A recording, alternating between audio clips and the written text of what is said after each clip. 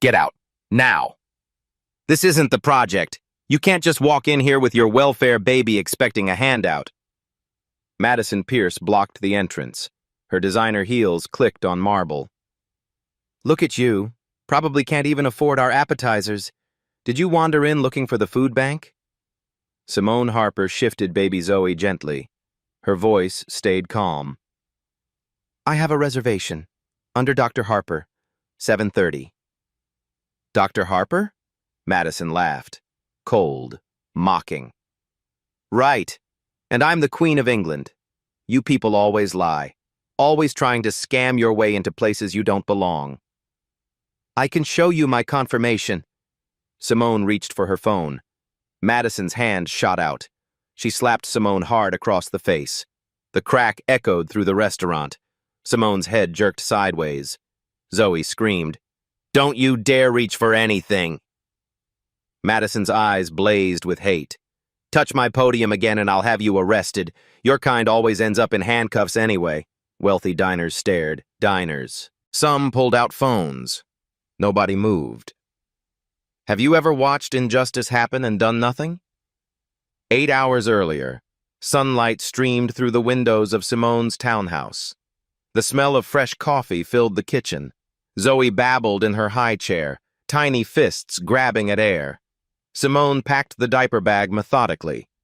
Wipes, diapers, extra clothes, bottle, pacifier. Her hands moved with the precision she used in the operating room. On the wall behind her hung framed photographs. Medical school graduation, a surgical team in scrubs, all smiling. An award, youngest chief of pediatric surgery, Metropolitan General Hospital. And one more. A wedding photo. Simone in white. Daniel in a sharp suit. Both laughing. Both alive. That was before the car accident. Before she became a widow at 33. Before she learned to raise Zoe alone. Her phone buzzed. The hospital administrator. Dr. Harper, just confirming Monday's board meeting. The budget proposal looks excellent. Thank you, Margaret. I'll be there. She hung up and looked at the reservation confirmation on her screen. La Belle Étoile. 7:30. Table for 2. 1 adult, 1 infant. Daniel had proposed there 5 years ago. Right at table 12, overlooking the garden. Every anniversary since, they'd returned. Ordered the same wine. Shared the same dessert. This would be her first time going alone. With Zoe. Honoring his memory. She didn't know it would become a nightmare. La Belle Étoile sat in the wealthiest district downtown. Valet parking. A doorman in a tailcoat. Crystal windows that glowed like jewels after dark. Inside, white tablecloths stretched across 40 tables. Each place setting cost more than some people's rent. The menu had no prices.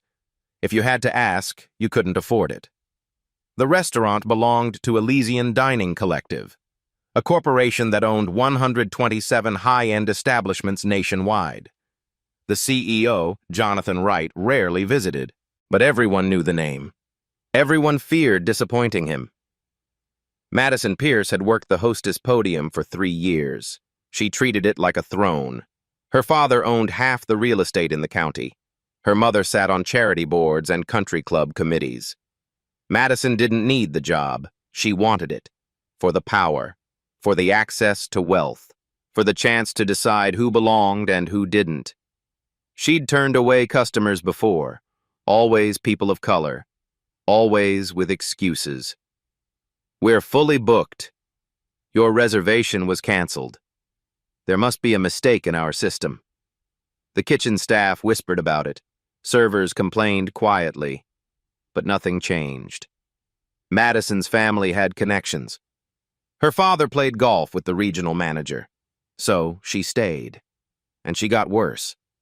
Derek Carter managed the floor. 45 years old. 20 years in the restaurant industry. He'd worked his way up from busboy to manager. He knew Madison's behavior was wrong, but he never stopped, never reported it, never intervened. He had a mortgage, 2 kids in college. He couldn't afford to lose this job. So he looked away, stayed silent, became complicit. That evening, as the dinner rush began, Madison checked her reflection in the podium's glass surface. Perfect hair, perfect makeup, perfect smile for the right people. She saw the reservation list. 7:30, Dr. S. Harper, party of 2. She assumed a man, probably a surgeon, probably white, definitely wealthy. She had no idea. At 6:45, Simone pulled into the valet circle. Zoe was awake, alert, dressed in a tiny pink dress. Simone wore simple elegance, a black dress, pearl earrings, minimal makeup. She looked beautiful, professional, respectable. None of it would matter. The valet, a young Latino man named Carlos, smiled warmly. "Good evening, ma'am. Enjoy your dinner." "Thank you." Simone handed him the keys. She lifted Zoe from the car seat, adjusted the baby against her hip, took a deep breath. Daniel's voice echoed in her memory. "Best French food in the city, Simone. You're going to love it." She'd loved it. Every year, every anniversary, the roasted duck, the chocolate souffle, the view of the garden lit by fairy lights. Tonight, she'd love it for both of them. She walked toward the entrance. The doorman opened the heavy glass door. Classical music drifted out. Warm air, expensive perfume, the gentle clink of silverware in china. Madison looked up from her podium. Their eyes met. And everything Simone had planned, everything she'd hoped for, began to crumble. Simone walked to the podium. Zoe cooed softly against her shoulder. The restaurant hummed with quiet conversation. Forks scraped plates. Wine glasses clinked. Madison's eyes narrowed. She looked Simone up and down like she was examining garbage. "Can I help you?" The words came out sharp. No warmth, no welcome. "Good evening. I have a reservation for 7:30. Dr. Simone Harper." Madison didn't even glance at the computer screen. "We don't have any reservation under that name." Simone pulled out her phone. Her fingers moved smoothly across the screen. "Here's my confirmation email. I made the reservation 3 weeks ago. Table for 2. Madison barely looked. "That must be a mistake.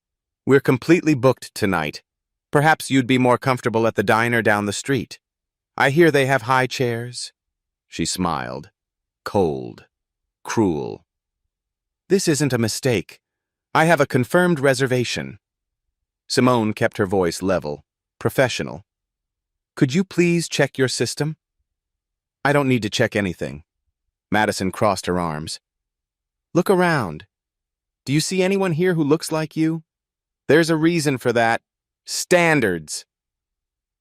A couple at a nearby table glanced over. The woman whispered something. The man pulled out his phone. Simone felt heat rise in her chest, but she wouldn't give Madison the satisfaction. "I'd like to speak with your manager, please."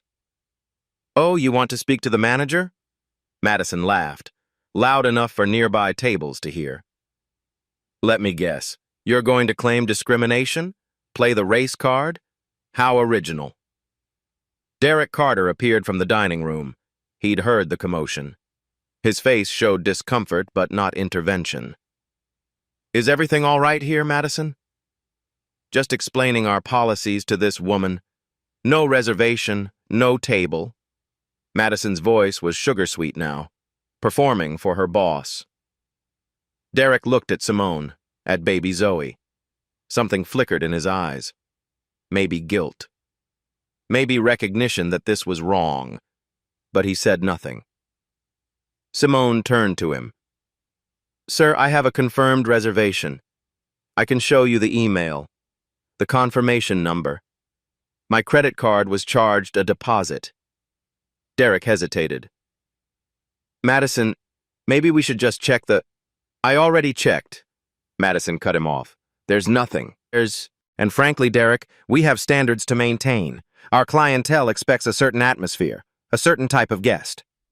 She emphasized the last 3 words. The meaning was clear. The racism was clear. Derek's jaw tightened, but he stepped back. I'm sure this is just a misunderstanding. Coward. That's what his silence said. Complicit, coward. Simone reached toward the reservation book on the podium. Let me just show you. Madison's hand flew up. She slapped Simone's hand away from the book. Hard. The sound cracked through the restaurant. Don't you dare touch our property! Madison's voice rose. This is private property. You're trespassing. Simone stumbled back. Zoe startled in her arms and began to cry. The baby's wails filled the elegant space. Several diners stood up. An elderly white couple near the window looked horrified. The man said something to his wife. She nodded and raised her phone. Recording.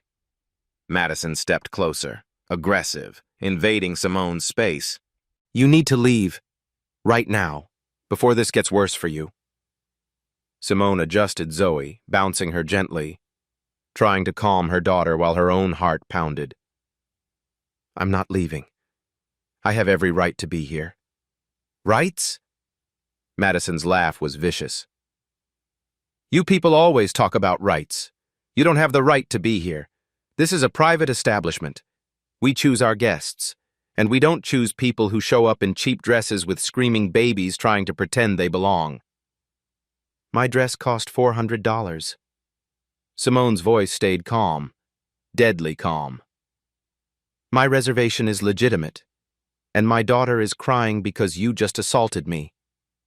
Assaulted? Madison's eyes went wide with fake shock. Everyone here saw you try to grab my reservation book.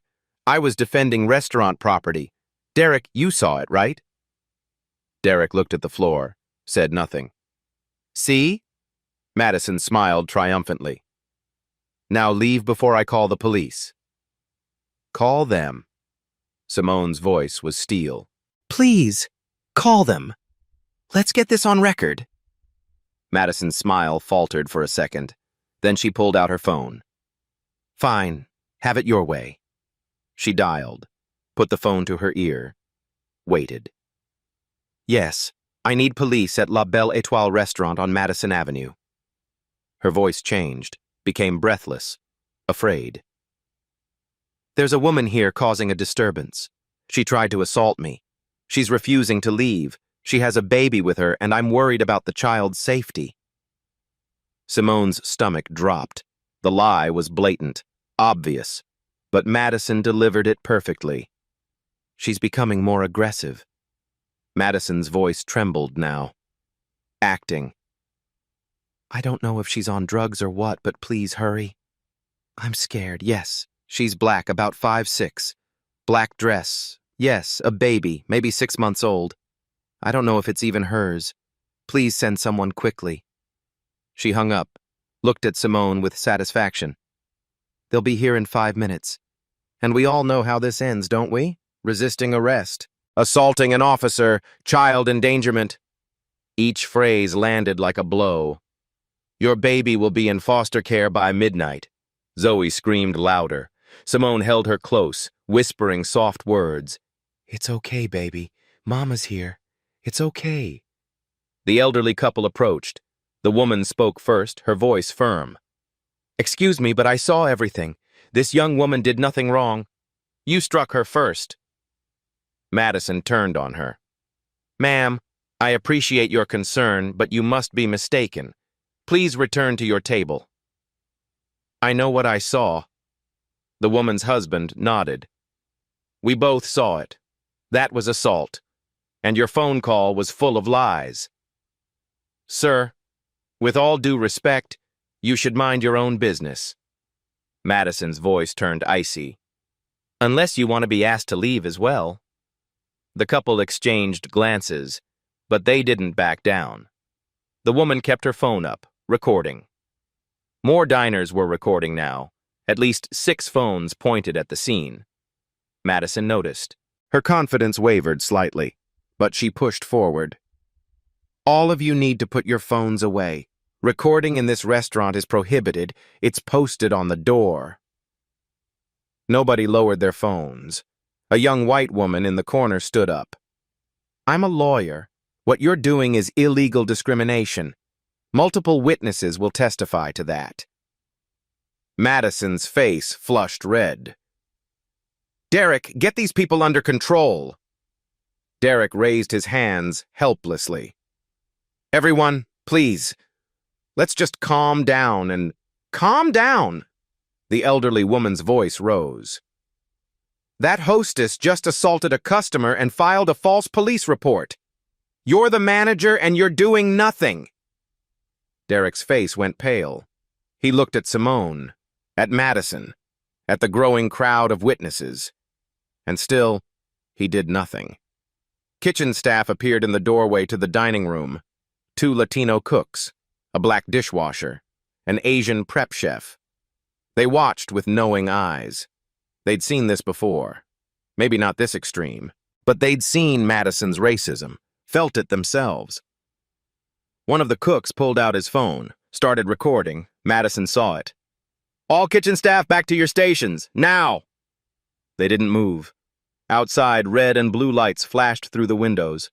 A police cruiser pulled up, then another. Madison's smile returned. Triumphant. Cruel. Here we go. Now we'll see who belongs and who doesn't. She looked directly at Simone. You should have left when I told you to. Now you're going to jail. And that baby? She's going straight to Child Protective Services. Simone stood perfectly still. Zoe had quieted slightly, sensing her mother's tension. Simone's mind raced. She could leave. Should leave. Protect Zoe from whatever was about to happen. But if she left, Madison won. Madison would do this to someone else. Someone without resources. Someone without witnesses. Someone without a voice. No. This ended here. Tonight. The restaurant door opened. 2 officers walked in. 1 white, 1 Latino. Their hands rested near their belts, near their weapons. Madison rushed toward them. Officers, thank God you're here. That woman, she pointed at Simone. She attacked me. She tried to force her way into the restaurant. When I asked her to leave, she became violent. I'm afraid for my safety. The white officer looked at Simone. His face hardened immediately. His hand moved to his gun. Everything was about to get so much worse. Officer Jennings stepped forward. 42 years old, crew cut, cold blue eyes that had already decided Simone was guilty. Officer Martinez hung back, younger, uncomfortable. His eyes moved from Simone to the crowd of witnesses. Ma'am, I need you to step outside, now. Jennings's hand stayed near his weapon.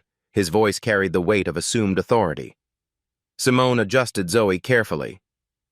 Officer, I'm the victim here. This woman assaulted me. I have witnesses. I have a confirmed reservation that she's refusing to honor because I said outside. Jennings cut her off. We can do this the easy way or the hard way. Your choice. Madison stayed behind Jennings like he was a shield. Her eyes glistened with fake tears. She grabbed me, officer. Right here. She touched her wrist. I was so scared. And the baby was crying so loud I think something might be wrong with it. Her name is Zoe. Simone's voice stayed level. And she's crying because your hostess slapped me in front of her. That's a lie. Madison's voice broke. Perfect performance. I never touched her. She's making this up because I wouldn't give her a table without a reservation. Then she became violent. The elderly couple pushed forward. Officer, that's not true. We saw the whole thing. The hostess struck her first, then made a false police report. Jennings barely glanced at them. Sir, ma'am, please step back. Let me handle this. But we're witnesses, the woman insisted. Step back or I'll cite you for interfering with police business. Jennings' voice went hard. The couple hesitated, then stepped back. But the woman kept her phone up, recording everything. Jennings turned back to Simone. Outside. Last warning. Simone looked at Martinez. The younger officer's face showed conflict, but he said nothing. She walked toward the door. Zoe whimpered against her shoulder. Simone whispered, "It's okay, sweet girl. Mama's got you." Outside, the evening air felt cold. The valet area was bright with streetlights. Expensive cars lined the curb. A small crowd had gathered. More phones came out. Someone was live streaming. Jennings followed close behind. Too close, invading her space. "Put the baby down." "What?" Simone turned. "Why would I—" "Put it down. Now. I need to talk to you, and I need your hands visible." "She's 6 months old. I'm not putting my baby on the ground." Simone's voice rose for the first time. "That's insane. It's a safety issue, ma'am." Jennings stepped closer. "You could be hiding a weapon. You could use that baby as cover. Put it down or I'll take it from you." Fear shot through Simone's chest. Real fear. "You can't take my daughter." "I can and I will if you don't comply." Jennings' hand moved to his belt. "Final warning." Martinez spoke up. "Jennings, come on, man. She's got a baby. Just talk to her."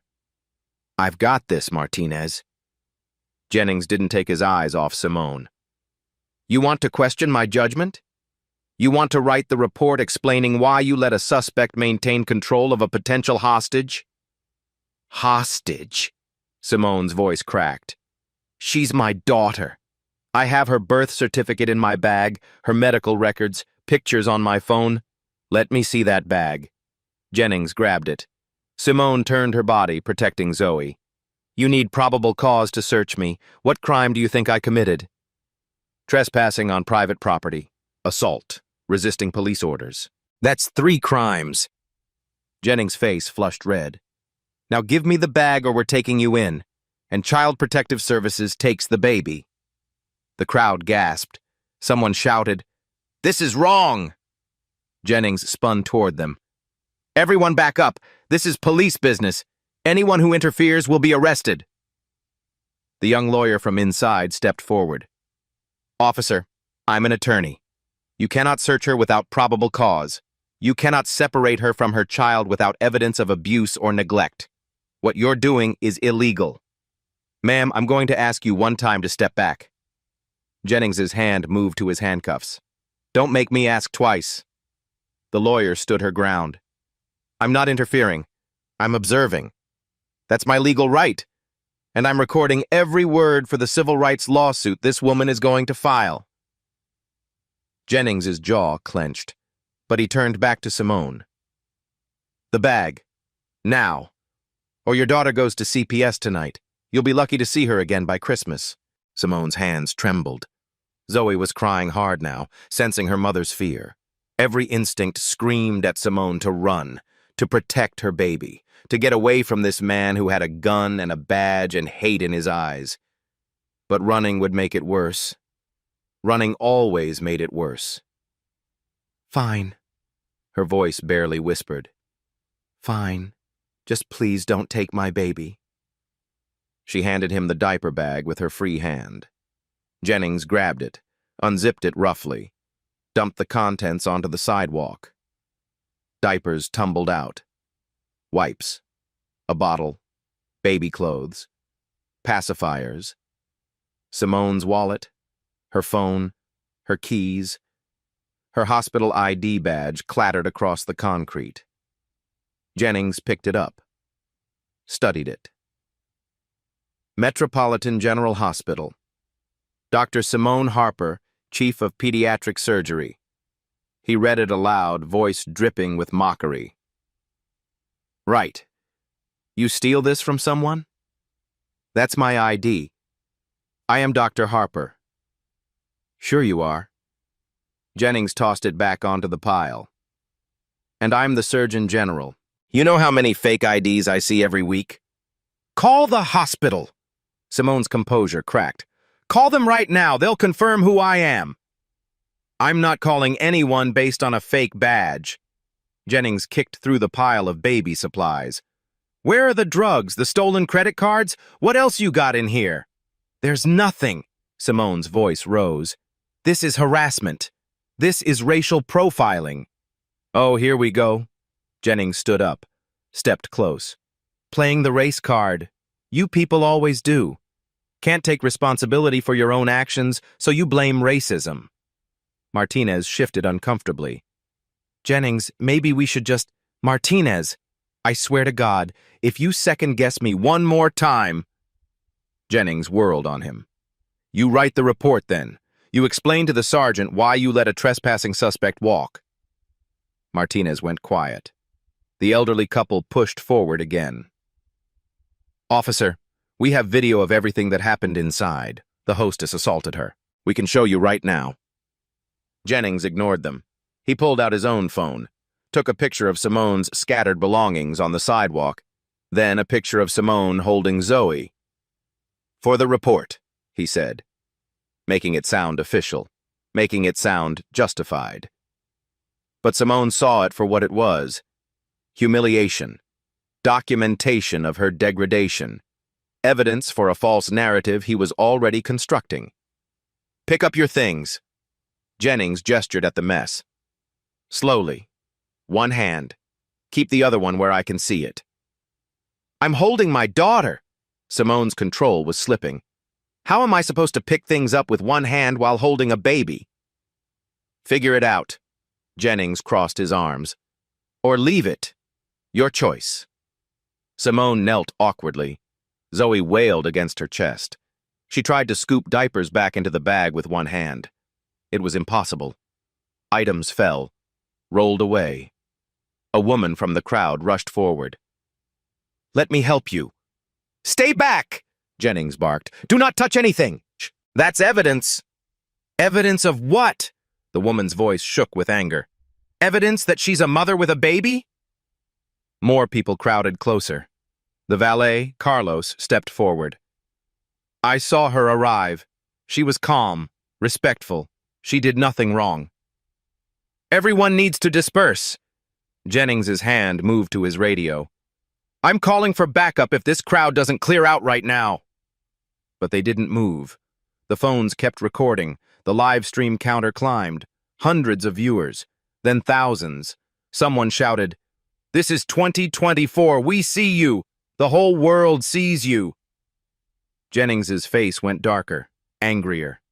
You're all interfering with an active police investigation. I can arrest every single one of you.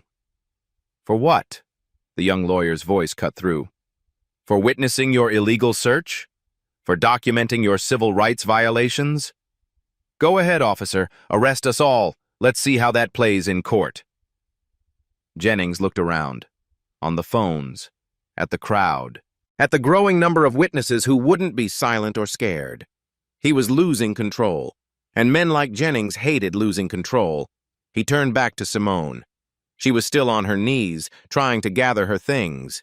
Zoe screams, her dignity scattered across cold concrete alongside diapers and baby wipes. Stand up! Jennings grabbed her arm, yanked her upward. Simone stumbled, nearly dropped Zoe. Don't touch me!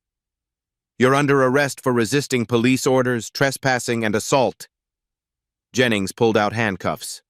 Put the baby down. Now! No! Simone's voice broke.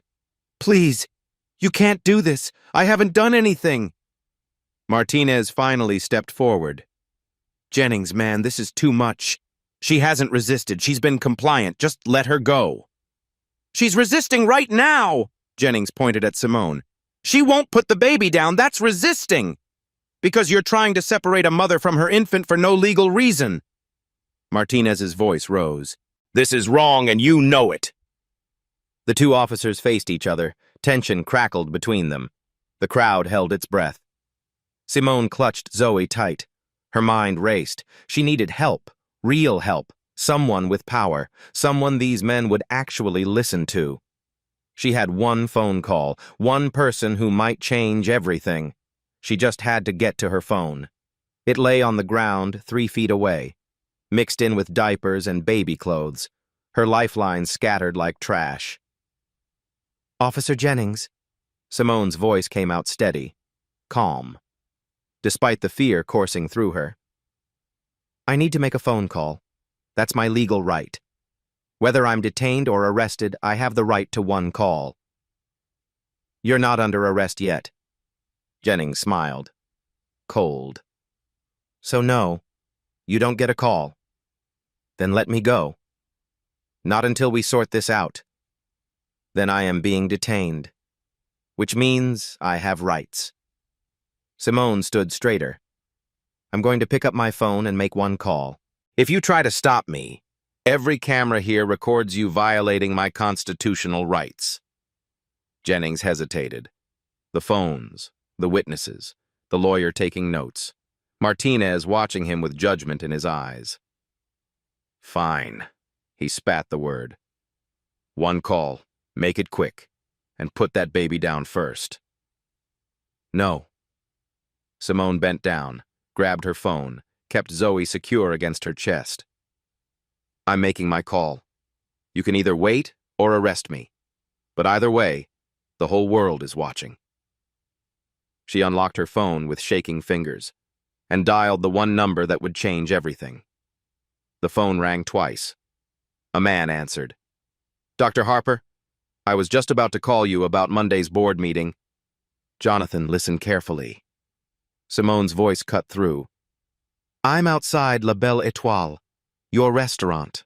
Your hostess physically assaulted me, refused my reservation, called the police with false accusations, and right now this officer is threatening to take my daughter into custody. Silence. Then Jonathan Wright's voice changed completely. Madison Pierce, the hostess? Where's Derek? Your manager watched it happen. Did nothing. Put the officer on. Now. Simone held out her phone to Jennings. The CEO of Elysian Dining Collective wants to speak with you. Jennings grabbed it roughly. This is Officer Jennings.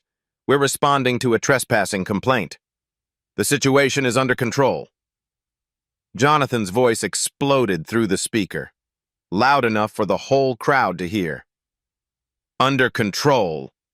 You're detaining Dr. Simone Harper, board member of Metropolitan General Hospital? The surgeon who saved my grandson's life last year? Jennings went pale. Sir, You didn't ask. You saw a black woman and assumed criminal. Jonathan's rage was palpable.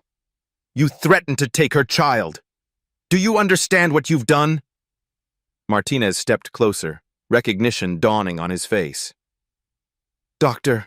Harper? From the Metropolitan General? Jennings? She's the chief of pediatric surgery. I can see the videos already. Jonathan's voice went cold. They're trending. Millions of views. I watched Madison strike her. I watched your illegal search.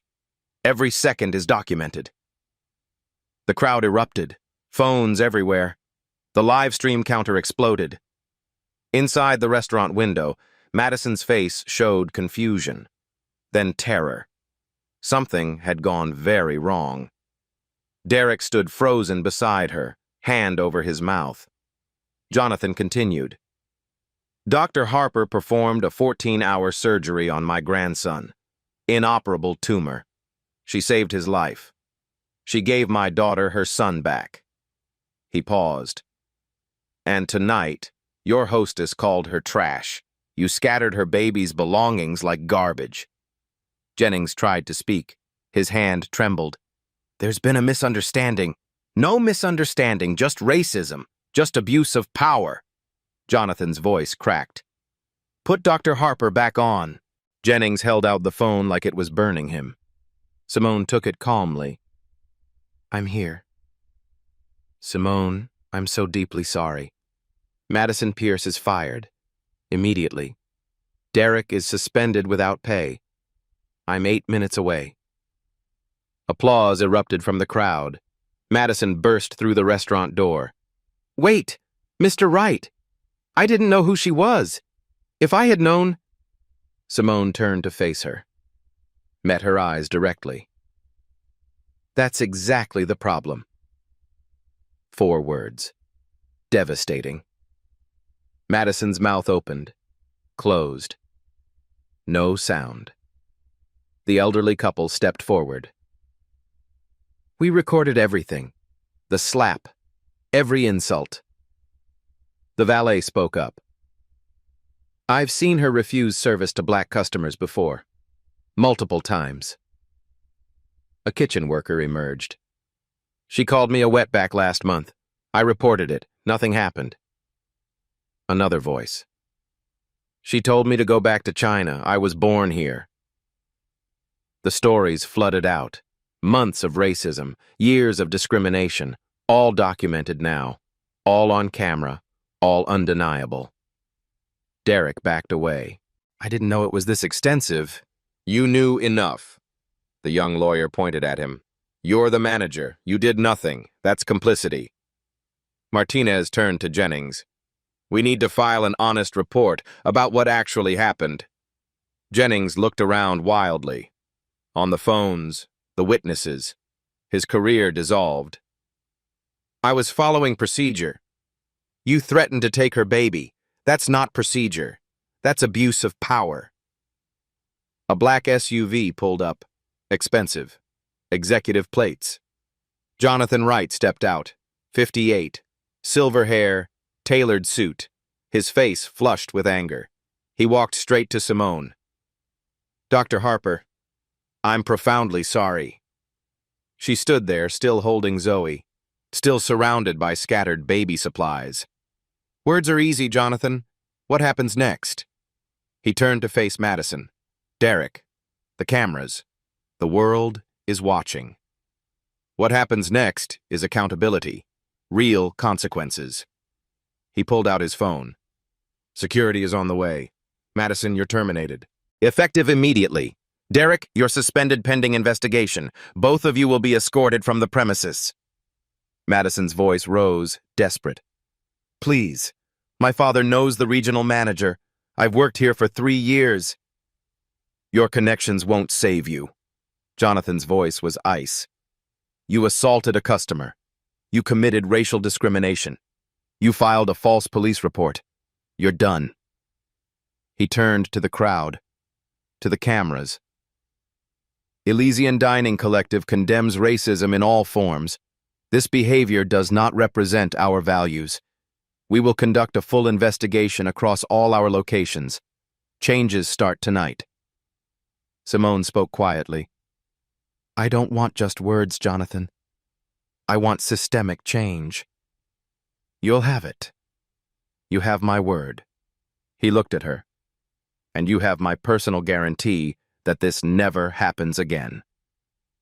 2 security officers arrived, approached Madison and Derek. Madison tried one last time, turned to Simone, tears streaming. I'm sorry. I didn't mean, please, I was just doing my job. Simone said nothing, just held her daughter, her dignity intact. Her power is undeniable. Security escorted Madison toward the exit. She was crying, makeup running, career destroyed. Derek followed, head down, silent, ashamed. The crowd watched them go. Justice playing out in real time. The tables had completely turned. Security guards flanked Madison, one on each side. She twisted away from their grip, mascara streaking down her face. Please, Mr. Wright, my father will call you. He's friends with the board. We can fix this. Jonathan didn't even look at her. Your father's connections mean nothing. You committed assault, racial discrimination, false police report. You're terminated. Security will escort you out. But I've worked here for 3 years, Madison's voice cracked, desperate now. I know all the regulars. I bring in wealthy clients. You can't just... You're trespassing now. Jonathan's voice was flat. Leave voluntarily or I'll have you arrested. Madison turned to the crowd, to the witnesses. You don't understand. She tried to grab the book. I was protecting restaurant property. I was doing my job. The elderly woman stepped forward. We all saw you slap her first. We saw everything. Your lies won't work. I wasn't lying. Madison's eyes were wild. Panicked. She doesn't belong here. Look at her. This is a 5-star restaurant. We have standards. The words hung in the air. Damning. Undeniable. Caught on 7 different cameras. Jonathan's jaw clenched. Get her out. Now! Security pulled Madison toward the exit. She fought, screamed. This is unfair. I didn't know who she was. If someone had told me she was important, everyone is important. Simone's voice cut through the chaos. Quiet, powerful. That's what you'll never understand. Madison's face contorted with rage. You think you've won? Do you think this changes anything? There are 1,000 restaurants in this city. I'll work somewhere better, somewhere that appreciates. No restaurant will hire you. The young lawyer held up her phone. This video has 2 million views already. Your name is trending. Your face is everywhere. Your career is over. Madison's legs seemed to give out. Security had to hold her up. No, this can't be happening. This isn't fair. Fair? The kitchen worker who'd been called a slur stepped forward. You want to talk about fair? After what you've done to us? To her? To everyone you looked down on? Other staff members emerged. The dishwasher, the prep chef, a server who'd stayed quiet for years. She made me cry in the bathroom every week, the server said. Called me stupid. Said I was lucky to have a job. She threw food at me once, the prep chef added. Said Asians should stick to takeout. The stories came fast, each one a nail in Madison's coffin. She stopped fighting, just hung between the security guards, sobbing, broken. They dragged her out, past the valet, past the onlookers, into the night where her BMW waited, her privileged life crumbling around her. Derek stood frozen near the entrance. Jonathan turned to him. You're suspended without pay pending a full investigation. If we find you enabled this behavior, you're done. Permanently. Derek's voice came out hoarse. I should have stopped her. I should have intervened. I was a coward. Yes, you were. Jonathan didn't soften it. How many times did this happen? How many people did you watch her abuse? Derek looked at the ground. I don't know. Maybe 20, maybe more. I told myself it wasn't my problem. I had bills, kids in college. I couldn't afford to lose this job. So you let other people lose their dignity instead. Simone's words landed like stones. Every time you stayed silent, you chose your comfort over someone else's humanity. Derek's face crumpled. Ace, I know. God, I know. Is there anything I can do? Any way to make this right? You can leave. Jonathan gestured to security. We'll be in touch about the investigation. Don't contact any staff members. Don't try to influence the process. Derek nodded, walked toward his car like a man heading to execution. His shoulders slumped. His career is in ruins. Inside the restaurant, diners whispered. Some looked ashamed. They'd watched it all happen, too. They'd done nothing. Jonathan turned to Simone. Please, come inside. The best table. Everything is complimentary. Lifetime VIP status. Whatever you need. Simone looked at the restaurant, at the place where Daniel had proposed, where she'd planned to honor his memory, the place that had destroyed that memory tonight. I need to go home, Jonathan. My daughter needs to sleep. I need to process this. Of course. Of course. Jonathan pulled out his phone. I'm calling my personal driver. He'll take you home. And Simone! His voice broke slightly. This was unacceptable. Unforgivable. I will make sure it never happens again. Not here. Not at any of our locations. I'll hold you to that. Simone adjusted Zoe, who had finally fallen asleep against her shoulder. Real change. Not just PR statements. Real change. You have my word. Martinez approached carefully. Dr. Harper, I need to file an incident report. An accurate one. Would you be willing to give a statement? Yes. Simone looked at Jennings, who stood off to the side. Pale, silent. Will it include Officer Jennings's conduct? It will include everything. Martinez's voice was firm. The illegal search. The threats. All of it. Jennings finally spoke. His voice is small. Dr. Harper, I didn't know. You didn't ask. Simone met his eyes. You saw a black woman with a baby, and you assumed I was a criminal. You threatened to take my child. Those aren't mistakes, officer. Those are choices. I was responding to a call. Following protocol. Threatening to take a baby is not protocol. Martinez cut him off. You crossed the line, multiple lines, and I'm documenting every single one. The elderly couple approached Simone. We're sending our videos to you, to the police, to the news. Everyone needs to see this. Thank you. Simone's voice was thick with emotion. Thank you for not looking away. We couldn't. The woman's eyes glistened. We have grandchildren. We kept thinking, what if someone treated them this way? What if no one spoke up? More witnesses came forward, offering videos, contact information, statements. The valet, Carlos, approached shyly. Dr. Harper, I'm so sorry. I should have come inside. I should have said something sooner. You spoke up when it mattered.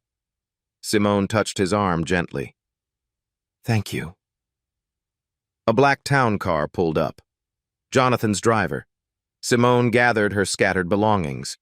Witnesses helped, picking up diapers, wipes, her wallet, her phone, treating each item with care, with respect. The respect Madison had denied her. She climbed into the car. Zoe is still sleeping, still innocent, still unaware that her mother had just changed something important. As the car pulled away, Simone looked back. At the restaurant. At the crowd.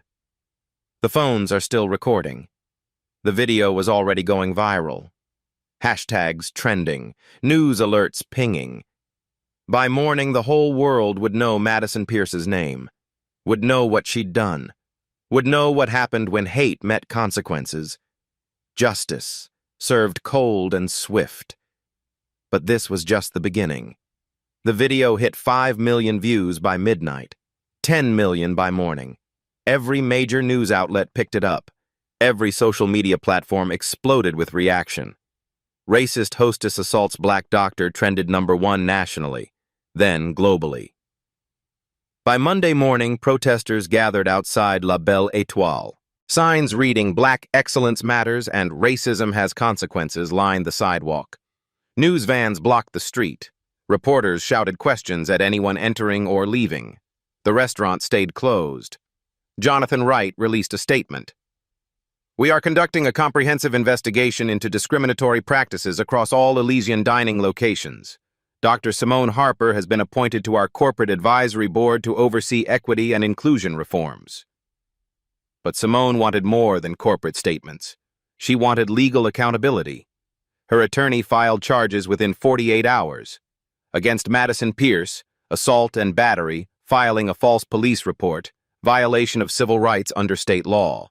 Against Officer Jennings, illegal search and seizure, abuse of authority under color of law, threatening the welfare of a minor, civil rights violations. Against Derek Carter, complicity in discrimination, failure to intervene, creating a hostile public accommodation.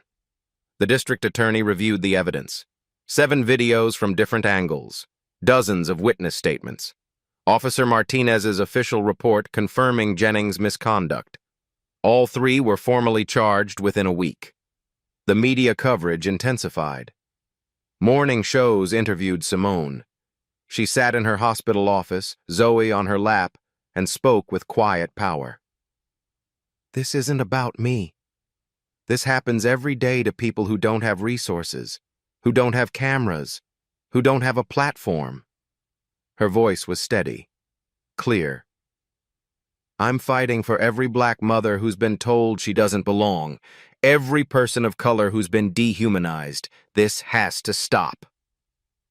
The interview went viral. 20 million views in 2 days. Civil rights organizations rallied.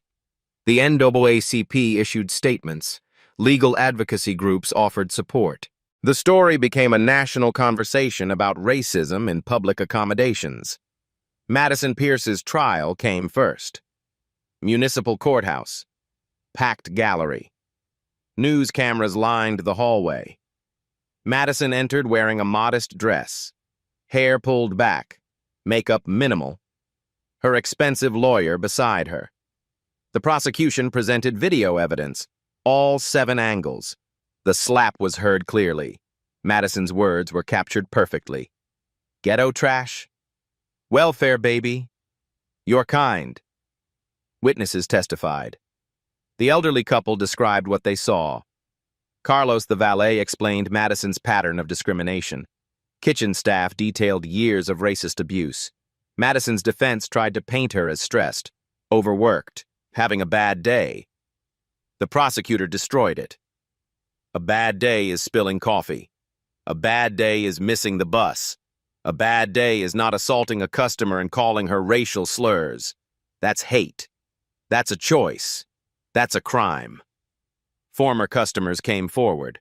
A black businessman Madison had refused service to, an Asian woman she'd mocked, a Latino family she'd turned away. The pattern was undeniable.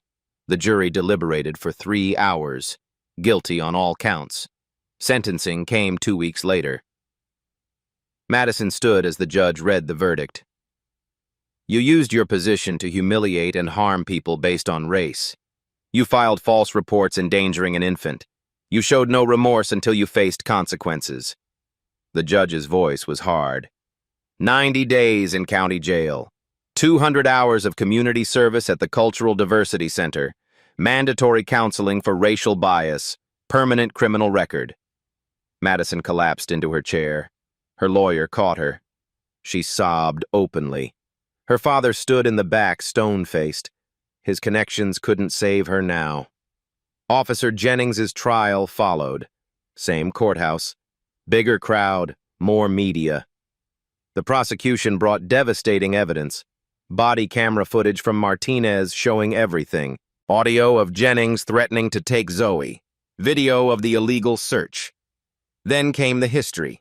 17 prior complaints of racial profiling.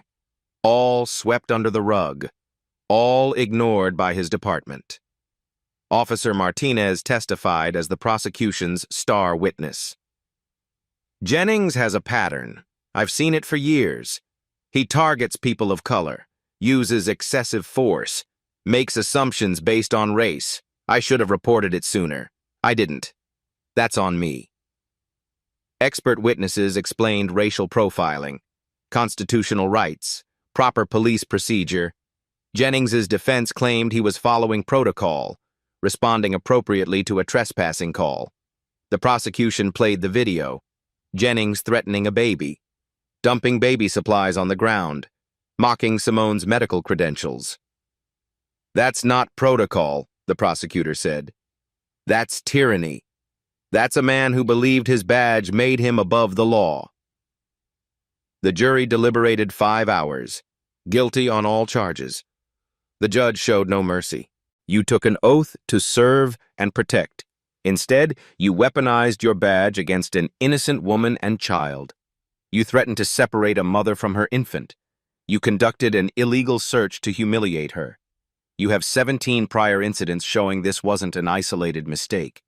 This was who you are. He paused. Let it sink in. 6 months in county jail. Immediate termination from the police force. Loss of pension. Permanent ban from law enforcement. You will never wear a badge again. Jennings's face went blank. His career, his pension, his identity, all gone. He was led away in handcuffs, the same handcuffs he'd threatened to use on Simone. Derek Carter's case was civil, not criminal, but the consequences were real. The investigation found he'd witnessed Madison's discrimination at least 40 times over 2 years. He'd received complaints from staff, from customers, from corporate HR. He'd done nothing, filed no reports, taken no action. Elysian Dining fired him, permanently banned from their company. His professional reputation was destroyed. Then came the civil lawsuits. Simone's attorney filed against multiple parties, against Madison, Pierce personally, $200,000 for assault, emotional distress, civil rights violations. Madison would never pay at all, but the judgment would follow her forever. Against the police department, $2.5 million. The settlement included mandatory reforms, body cameras required to stay on, de-escalation training, civilian oversight board, community policing initiatives. Against Elysian Dining Collective, $1.8 million. The settlement required systemic changes across all 127 locations, mandatory anti-bias training monthly, anonymous reporting systems for discrimination, diverse hiring requirements at management levels, Dr. Harper on the corporate advisory board with real power to enforce change. The money didn't matter to Simone. She donated most of it to civil rights organizations, to legal defense funds for people who couldn't afford attorneys, to families fighting similar battles. What mattered was the change. Within 3 months, Elysian Dining had fired 8 more managers for discriminatory practices, promoted 15 employees of color to leadership positions, implemented new training protocols. The police department saw complaints of racial profiling drop 40%. Officer Martinez was promoted to sergeant, made head of bias recognition training. Madison Pierce served her jail time, worked her community service hours, took her mandated counseling. She got a job after release, minimum wage, retail. Her coworkers recognized her from the viral video. Some refused to work with her. Others treated her with the same contempt she'd shown others. She learned what it felt like to be on the receiving end. Officer Jennings served his sentence. Lost everything. His wife divorced him. His kids stopped calling. He applied for security jobs. No one would hire him. The viral video followed him everywhere. Derek Carter enrolled in diversity education programs, wrote public apologies, donated to racial justice organizations. He understood that redemption wasn't forgiveness. It was just doing better, being better, even when no one was watching. The changes rippled outward. Other restaurant chains reviewed their practices. Police departments nationwide examined their training. The conversation about racism in public spaces grew louder, harder to ignore, all because one woman refused to accept hate as normal, refused to walk away, refused to let injustice win. 6 months after that night, the world looked different. Not perfect, not fixed, but changed. Real consequences, real accountability, real progress. Justice finally served. 6 months later, Simone sat in her office at Metropolitan General Hospital. Sunlight poured through the windows. Awards lined the walls. A new one read, Civic Leadership Award for Advancing Racial Justice. Zoe, now 1 year old, played with blocks on the floor. Happy. Safe. Unaware her mother had changed the world. Simone faced her phone camera, pressed record. People ask if I regret going to that restaurant, if I wish I'd just walked away. Her voice was calm, powerful. I couldn't walk away. Not for me. Not for Zoe. Not for every black mother told she doesn't belong. She leaned forward. That night wasn't about a reservation. It was about recognition. That we're human. That we deserve dignity. That we deserve justice. Behind her, photos told her story. Medical school, surgery, her wedding. Daniel's smile frozen in time. Madison Pierce saw someone beneath her. Officer Jennings thought he could intimidate me. Derek Carter thought silence would protect him. She paused. They learned hate has consequences. Zoe giggled, reaching for her shoe. Simone smiled softly, then looked back at the camera. But here's what you need to understand. I had resources, connections, platform. I made one call and everything changed. Her expression hardened. What about mothers who can't? Fathers without cameras? Teenagers facing this daily without witnesses or power? She let the question settle. This can't be about one viral video. It must be about systemic change. Her voiceover continued over images. Simone walking hospital halls, nurses greeting her, patients smiling. Life continues. Changed. That video got 50 million views. Elysian Dining reformed 127 restaurants. Police complaints dropped 40%. Madison lost her career. Jennings lost everything. Derek lost the job he protected through silence. A young black patient waved. Simone waved back. But more importantly, people started paying attention, speaking up, recording, refusing to accept hate as normal. Back in her office, holding Zoe now, safe against her chest. I didn't plan to be an activist that night. I was a mother honoring my husband's memory. But justice demands more than silence. It demands action, witnesses, voices. She looked at Zoe, touched her daughter's hair gently.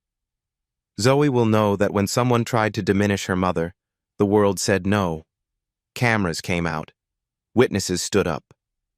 Her eyes glistened. That's the legacy I'm fighting for. Direct to camera now. Unwavering. So I'm asking you, next time you witness injustice, what will you do?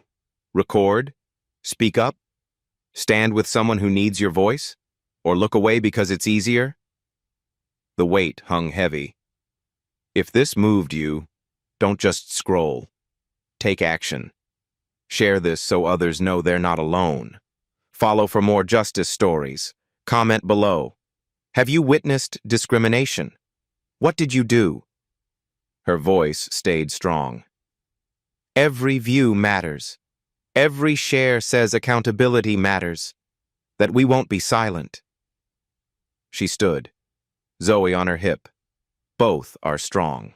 Both proof that dignity cannot be taken. One final question. Simone's eyes locked on camera. If you were in that restaurant that night, what would you have done? Silence stretched. Really think. Would you record, speak up, or look at your plate and pretend not to see? Heavy pause.